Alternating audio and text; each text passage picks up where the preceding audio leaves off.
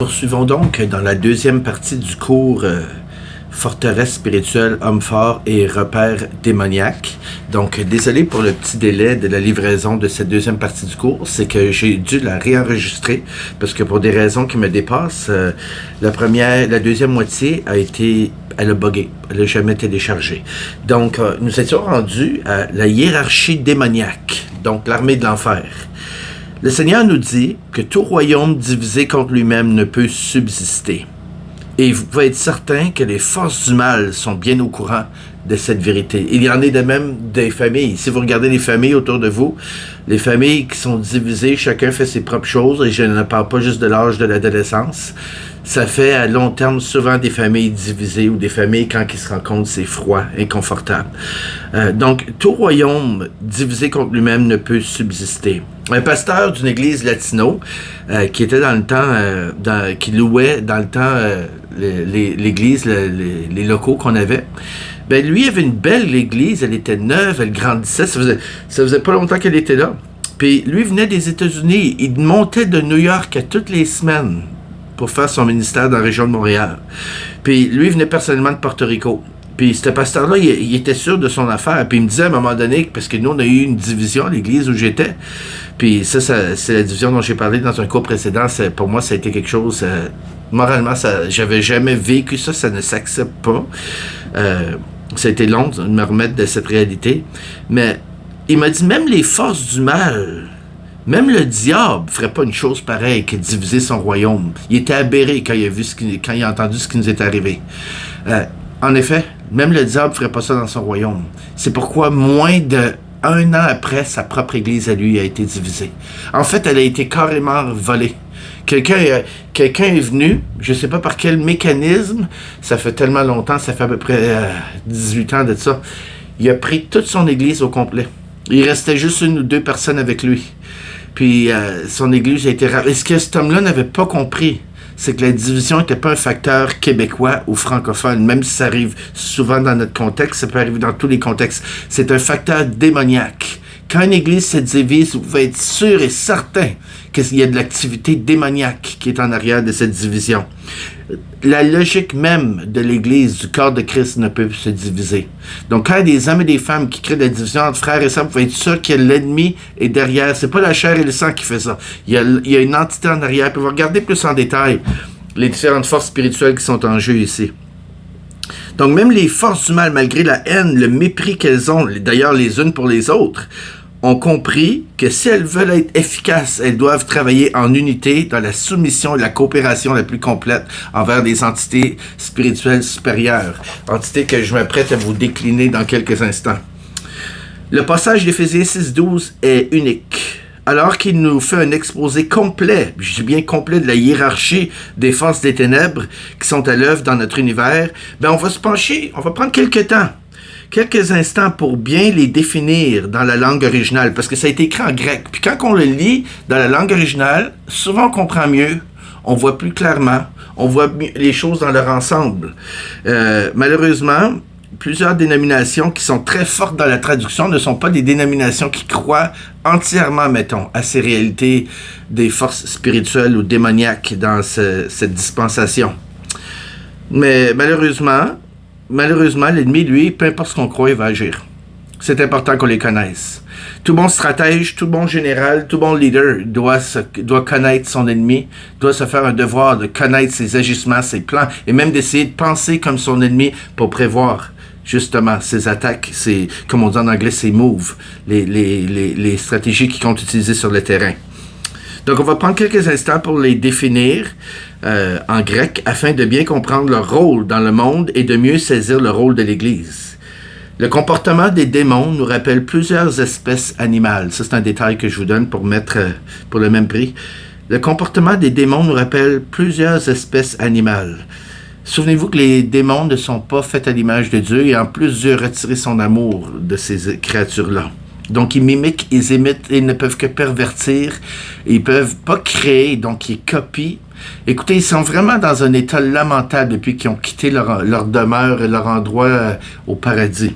Les démons sont des créatures territoriales, un peu comme des araignées, justement, ou comme certaines espèces animales qui sont très territoriale. Ceux-ci s'identifient à leur secteur et tiennent fermement à garder leur poste et leurs fonctions. Ceux-ci semblent y rattacher une certaine valorisation. Je devrais peut-être même dire identité. Vous remarquerez que quand on fait de la délivrance, on demande à une entité, c'est quoi ton nom? C'est quoi ta fonction? C'est rare c'est sûr que l'ennemi est un menteur, mais pour une question d'orgueil, de standing, une question peut-être même de punition qu'il peut avoir si il se fait dépouiller, il va tenir son bout, il va même dire son nom et ses fonctions avec fierté. C'est une question d'identité et aussi une question de territoire. Donc, l'organigramme de l'armée de Satan, on ne le voit pas ici, là, mais dans les notes, ceux qui veulent les notes, je vais vous les envoyer avec plaisir. Donc, il nous démontre, je vais vous montrer vite là, l'image que j'ai faite ici pour les gens de mon église à l'époque où j'ai donné ce cours. Donc, je montre ici le monde. Je vais les décrire, rassurez-vous. Vous voyez les petits carrés foncés. Donc, on voit le monde. Ça, c'est ce qui est ici, là. Puis ici, les entités démoniaques. Je vais toutes les décliner. Vous pouvez prendre un screenshot pendant que je le lis, si vous êtes capable de mettre ça à l'endroit. Habituellement, j'ai recours à l'aide de mes enfants quand ça devient trop technique, ces histoires-là. Donc, le premier palier, vous avez vu que c'était des paliers comme des barres. Le premier palier, c'est le monde. Lui, il est dirigé, on se casse pas la tête, il est dirigé par Satan, le prince de ce monde et de la puissance de l'air. Le deuxième palier, puis je vais tous les regarder avec vous, c'est les continents puis des nations. Eux autres sont dirigés par des dominations. Et le troisième palier, c'est les centres gouvernementaux du monde, donc les autorités de ce monde. Et puis quand je dis les centres gouvernementaux du monde, je parle pas autorité, je parle pas des ministres, je parle des autorités démoniaques qui influencent ces gouvernements-là. C'est pour ça qu'il faut prier pour nos gouvernements.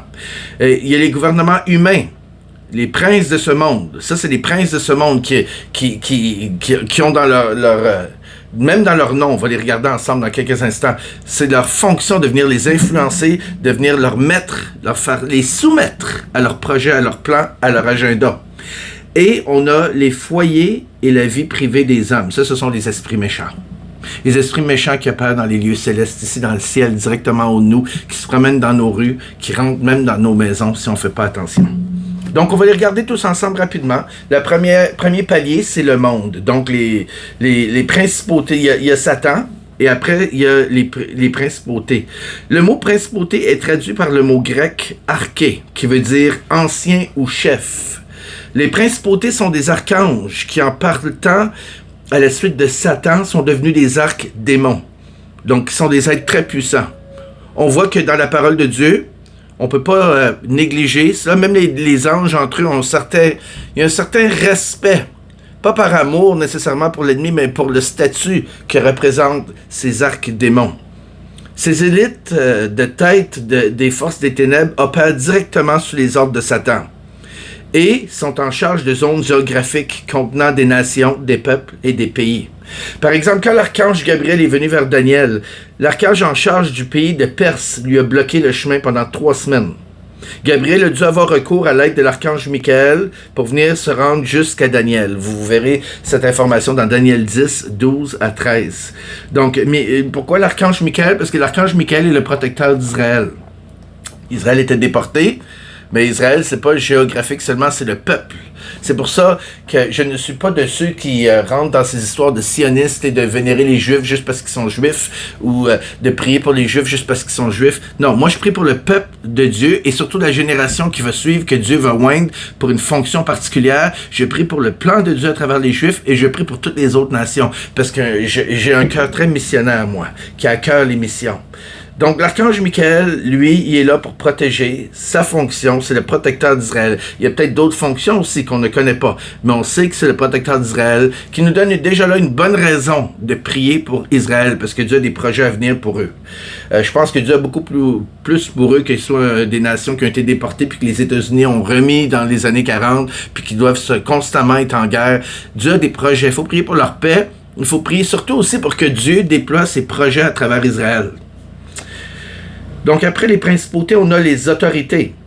Donc, les autorités, le terme puissance employé dans Éphésiens 12, c'est dit en grec ekousia, qui signifie autorité déléguée. Ces esprits forts exercent une autorité semblable à celle d'un policier, alors que, imaginez, ça fait drôle, alors qu'ils représentent la tête et qu'ils répartissent les directives de Satan avec son autorité. Ces entités s'assurent que l'esprit du monde qui vient de Satan soit répandu et respecté de par le monde. Nous pouvons même en déduire que ces entités sont en charge de transmettre la vision de Satan sur les légions de principautés et d'esprits méchants répandus de par le monde. Satan, comme tous les autres anges, est un être créé auquel il lui est impossible d'être à deux endroits en même temps. Il lui est donc impossible d'exercer un contrôle sur ces multitudes de princes de ce monde et des esprits méchants qui sont sous sa juridiction. Donc Satan a besoin du support de ses dominations et de ses autorités qui sont l'extension de son gouvernement.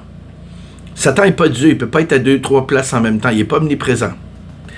Et après, on a les princes de ce monde. Ceux-ci opèrent dans la sphère de l'ordre créé par l'homme, c'est-à-dire les gouvernements humains. Prince de ce monde se traduit dans le grec par kosmokrator, qui veut dire de saisir ou de prendre en charge les gouvernements pour les ténèbres. Kosmokrator veut dire de saisir, de prendre en charge les gouvernements pour le monde des ténèbres. Ça en dit long, hein?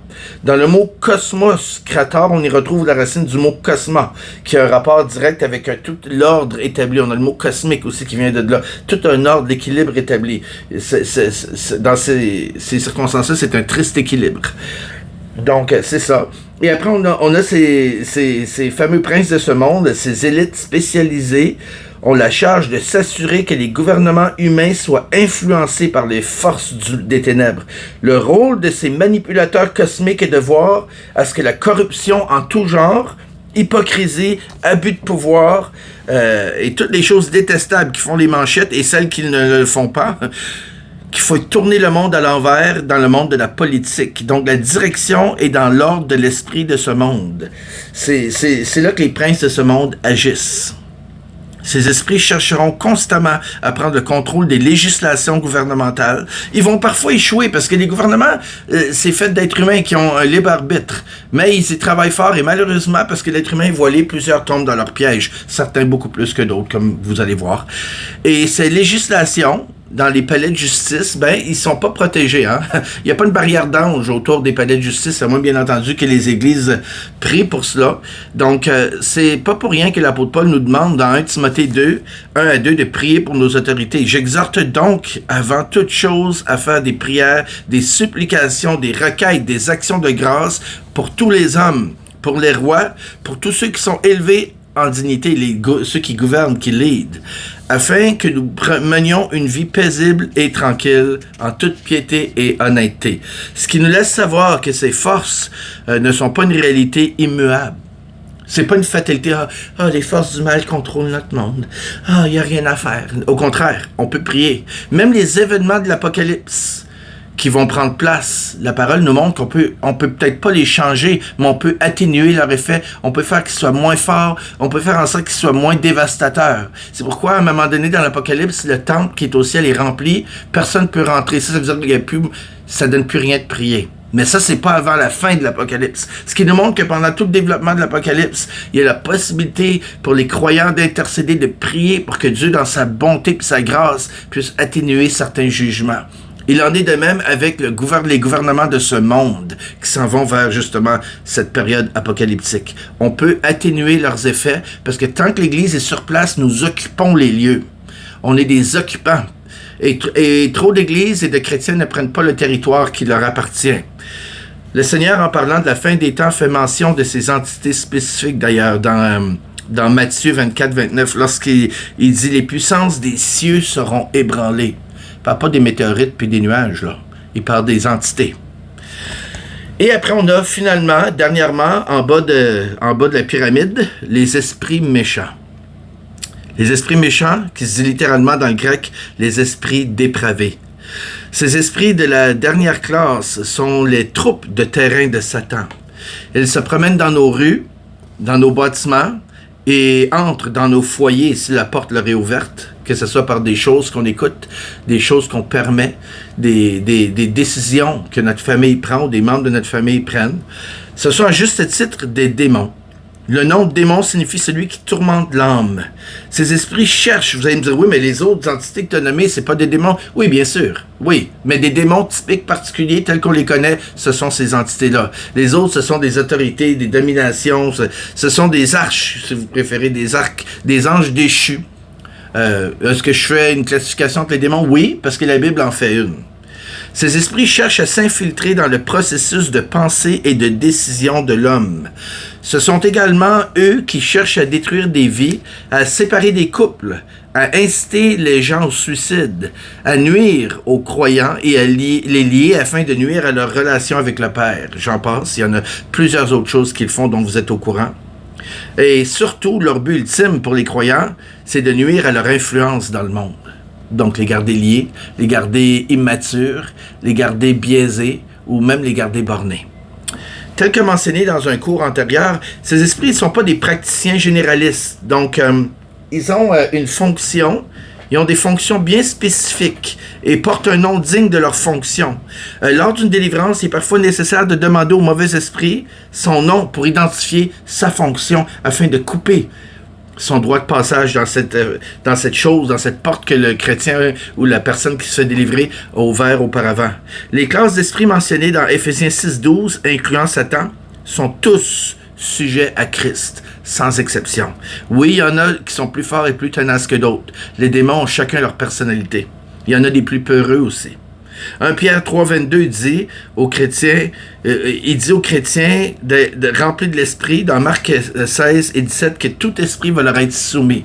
On va faire une petite pause vite. Donc, vous avez bien compris, les esprits nous sont soumis. Même ces grosses entités-là nous sont soumis, mais il faut être rempli de l'esprit. Il faut être dirigé par l'esprit et non par l'orgueil. L'Église doit se réveiller. Ça, c'est un sous-titre que j'ai mis ici. L'Église est la seule entité terrestre capable de résister et à mettre en déroute les forces du diable.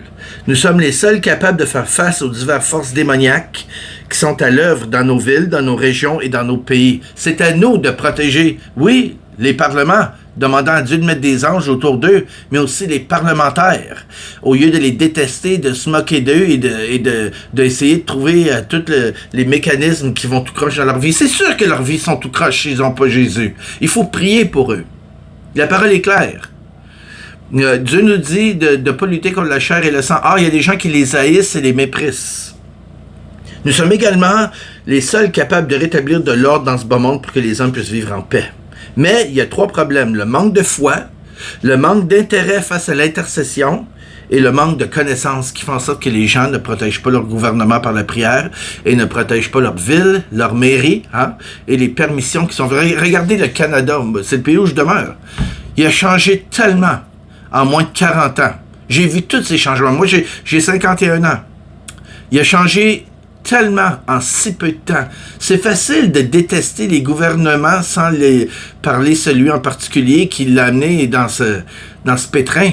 Mais il faut se dire qu'il y a des entités en arrière. Le Canada est un laboratoire parce que c'est plusieurs nations qui sont venues ici, des ethnies, puis on est un laboratoire.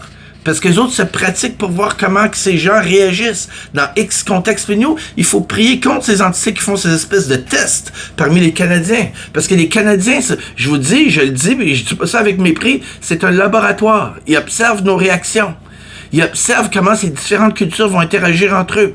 Ils observent aller essayer d'autres choses à d'autres places dans le monde. Ça vient pas des Écritures, ça vient de moi, de mon discernement personnel à travers les années. Ça vient d'un gars qui est né au Québec, qui a grandi en Ontario, qui est revenu ici à 22 ans, puis qui est resté plus de 30 ans au Québec, mais qui a observé le Canada, de la Colombie-Britannique jusqu'à ici.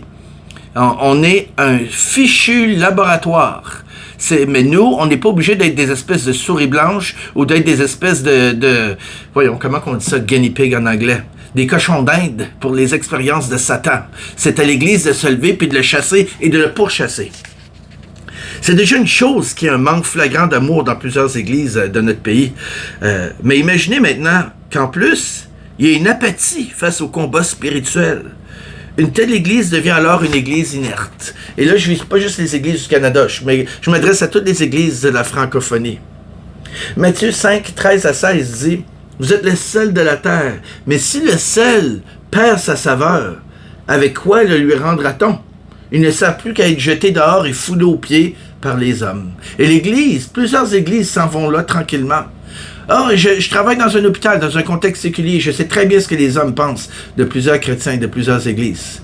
Tant et autant qu'on n'aspirera pas, par la prière, par l'unité, à avoir la puissance au milieu de nous, autant dans nos paroles que dans nos prières, les gens vont nous piétiner.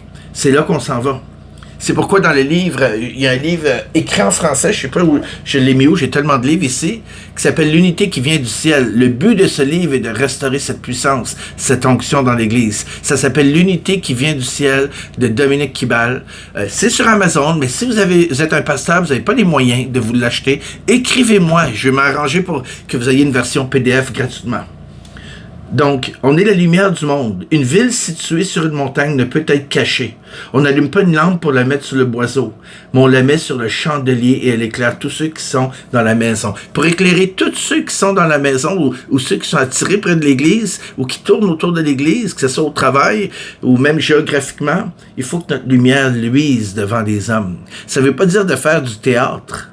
Ça veut dire la puissance dans nos paroles, la puissance dans nos vies, la puissance dans nos prières, l'onction. Cette lumière, c'est l'onction. Il y a des gens qui pensent que l'onction vient par saison, que l'onction vient dans des moments. Ça se peut, mais on peut la provoquer, cette onction. Charles Finney l'a prouvé lui-même. On peut provoquer cette onction. Regardez Billy Graham, qui n'a pas la même doctrine sur le baptême du Saint-Esprit que plusieurs charismatiques ou pentecôtistes. Il y a une onction extraordinaire qui découlait de la vie de cet homme. Mais il y a des choses que Billy Graham mettait en ligne qui venaient directement de Charles Finney. Ça, c'est ce que les gens parlent moins. Puis ça, c'est les fameuses 28 règles dont on a parlé, choses qu'un homme de Dieu devrait appliquer à sa vie pour avoir l'onction et la puissance. Il y aura une vidéo juste là-dessus, mais ça ne fera pas partie de démon, délivrance et de doctrine. Vous allez voir un gros 28. 28 choses pour un homme et une femme de Dieu appliquées à sa vie. Ça, c'est de l'or en barre pour les leaders, les pasteurs. Ce ne sont pas des principes qui viennent de moi. Ce sont des principes qui ont plus que 200 ans et des principes que Billy Graham lui-même, au début de sa carrière, a décidé d'appliquer. Et on en a vu le fruit.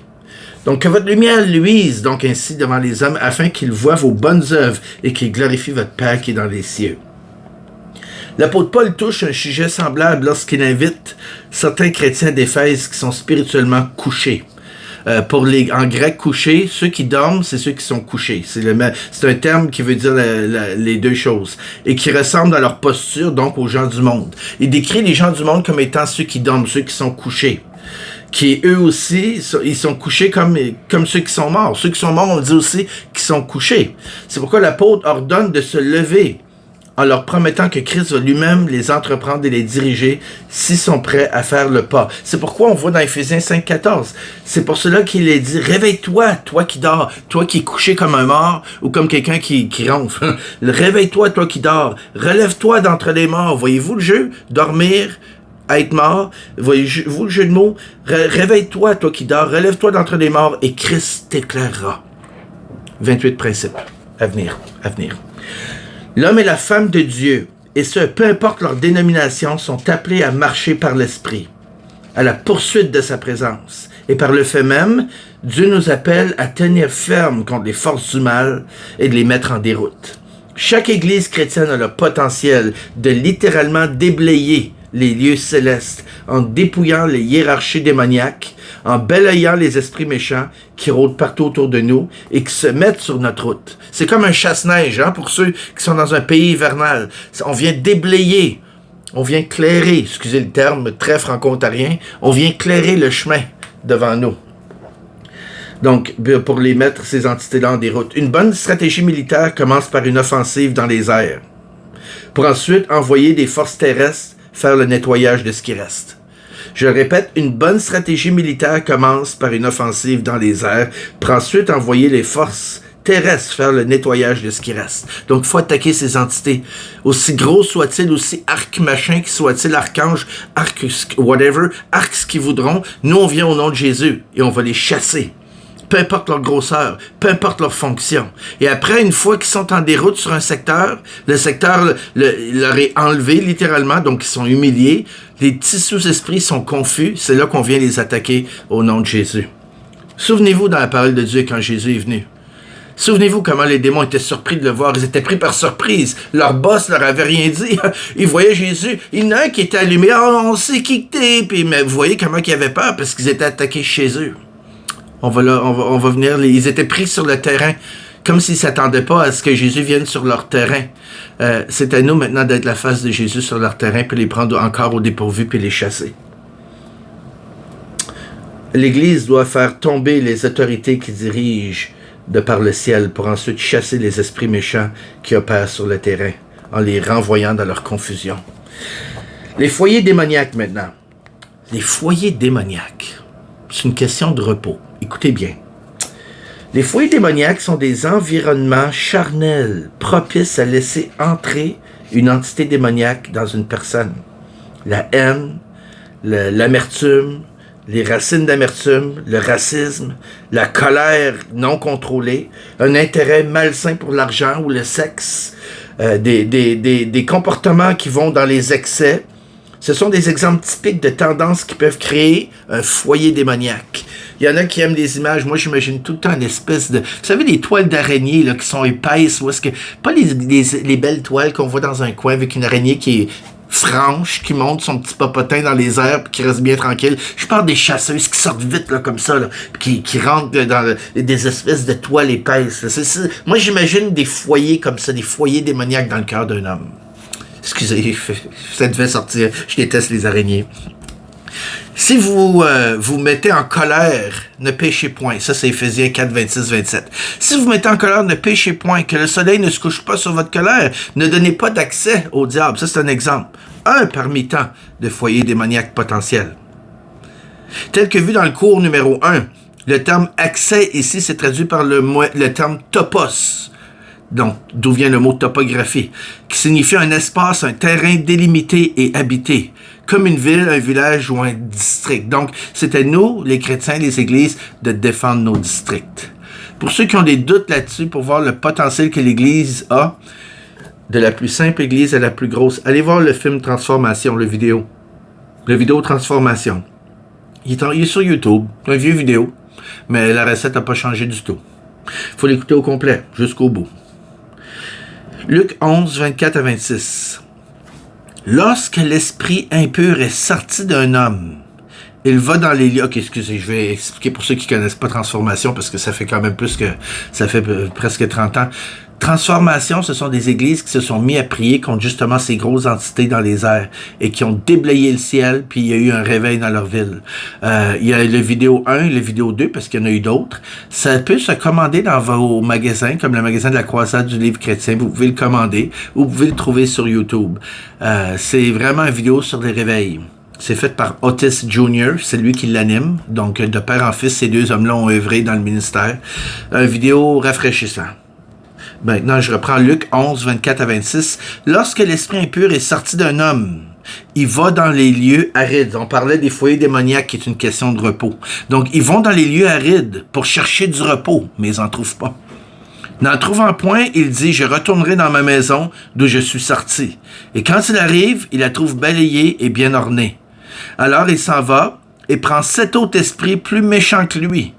Ils entrent dans la maison, s'y établissent. Et la dernière condition de cet homme est pire que la première. Donc, le repos, le terme repos employé pour définir le sort des démons qui sortent d'un homme, c'est dit en grec anaposis, qui veut littéralement dire une intermission, ou la cessation d'une chose qui est en motion. Donc, le même terme est employé pour définir la dynamique du monde, du travail et des affaires. Une autre traduction pour le même mot est repos et récréation. Donc, pour un démon, le repos, le divertissement, si vous préférez, ou si vous me le prêtez, la récréation, viennent quand celui-ci est impliqué dans la vie d'un être humain. Quand il se fait chasser de la vie d'un être humain, il erre dans les lieux arides parce qu'il n'est pas bienvenu, et il ne trouve aucun repos. Alors il dit, je vais aller chercher d'autres démons, plus méchants que moi, qui vont m'aider à retrouver cet endroit où je peux me divertir, me reposer, m'exprimer à travers la vie de cet individu tourmenté. Donc, pour ce parasite spirituel, influencer la vie d'un homme semble être en quelque sorte, ou d'une femme, une forme de repos et même de divertissement. Par contre, lorsque celui-ci se fait mettre en dehors de la personne, quittant de la sorte son foyer, trouvant aucun repos, ben il va aller chercher de l'aide, il va aller chercher il va aller chercher d'autres esprits aussi plus mauvais en fait que lui. Donc le foyer démoniaque, c'est la personne. Et quand le démon se repose, ben la personne elle se repose pas parce qu'elle est tourmentée. Certains chrétiens ont tellement négligé les attitudes élémentaires du royaume de Dieu et celles d'une vie chrétienne engagée.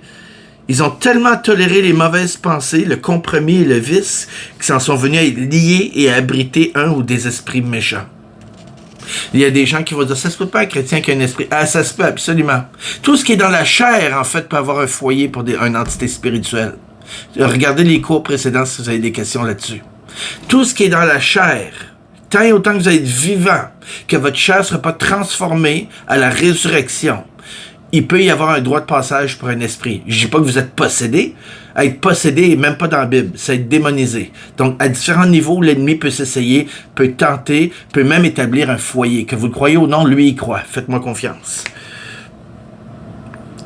Donc, il y a des gens qui ne le savent pas, mais ils abritent un foyer pour un ou des esprits méchants. Il dit bien qu'il va en chercher d'autres. Hein? Il ne revient pas tout seul, celui qui a été déjà mis dehors. Maintenant, l'homme fort. Les démons ne peuvent tout simplement pas revenir et entrer dans une personne à leur guise. Ils ont besoin d'un foyer établi. Si nous chassons un ou des démons d'une personne sans toutefois enrayer le foyer démoniaque et sans identifier le foyer démoniaque charnel chez la personne, ben ces entités logiquement peuvent revenir. Quand nous devons chasser le même esprit d'une personne à plus d'une reprise, il devient clair que cette personne a en elle-même un foyer démoniaque. Par contre, il ne faut pas confondre avec la délivrance qui nécessite plus d'une session.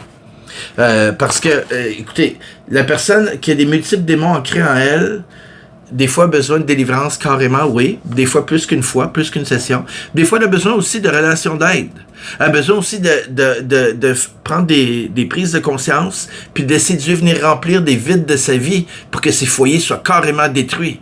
On peut pas tout mettre dans une boîte. La délivrance marche comme ça, bang, bang, bang. Des fois, ça se fait à travers la relation d'aide. Des fois, ça prend les deux. Relation d'aide et prière.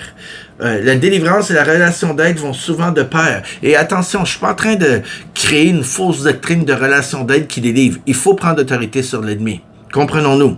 Mais la personne, une fois qu'elle est délivrée, il faut de la relation d'aide pour faire le ménage. La Bible dit qu'il faut faire le ménage. Puis il faut s'assurer que l'homme fort garde la maison pour pas que l'ennemi revienne. C'est pourquoi il est important de discuter avec la personne pour qui on fait le ministère de délivrance afin de discerner les failles qui auraient laissé entrer l'influence d'un esprit impur dans sa vie. Luc 11, 21, 22. Lorsqu'un homme fort et bien armé garde sa maison, ce qu'il possède est en sûreté. Mais si un plus fort que lui survient et le dompte, il lui enlève toutes les armes dans lesquelles il se confiait, et il distribue ses dépouilles. L'homme fort ici représente les démons et le plus fort. Excusez, j'ai dit tantôt l'homme fort doit garder la main. L'homme fort, c'est le démon. Le plus fort, c'est nous. Quand il dit ici, c'est écrit, quand il y en a un plus fort, mais si un plus fort que lui, le plus fort représente l'enfant de Dieu qui prend autorité. Le chrétien qui prend autorité de l'Église.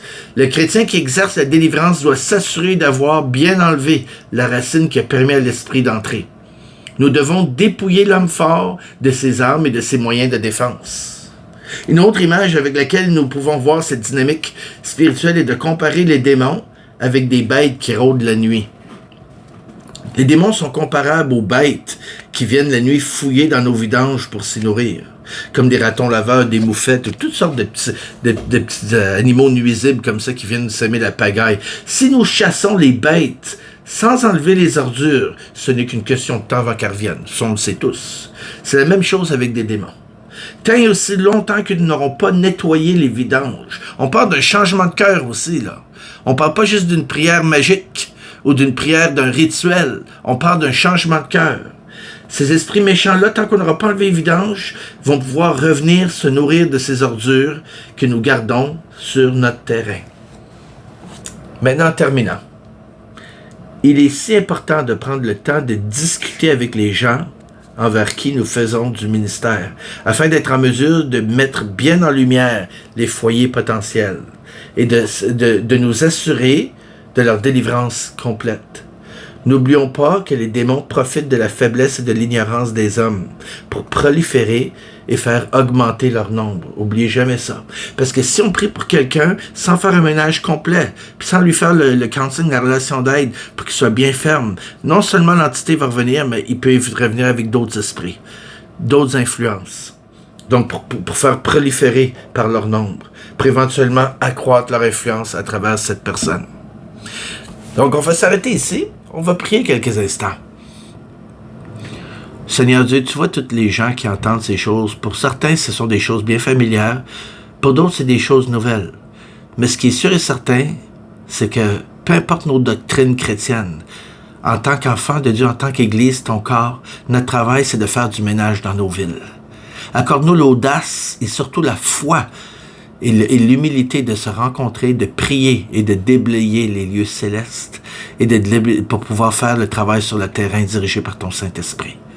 Accorde-nous de voir clair, accorde-nous la protection de tes anges parce qu'on en a besoin, alors que parfois on a l'impression de se battre contre des ombres. Seigneur, on a besoin de toi, Seigneur, parce que toi, tu vois clairement ce qui est caché dans l'ombre. On se soumet à toi et on te demande ton onction, ta puissance, Seigneur Dieu, pour tous nos frères et sœurs, peu importe leur dénomination. Amen.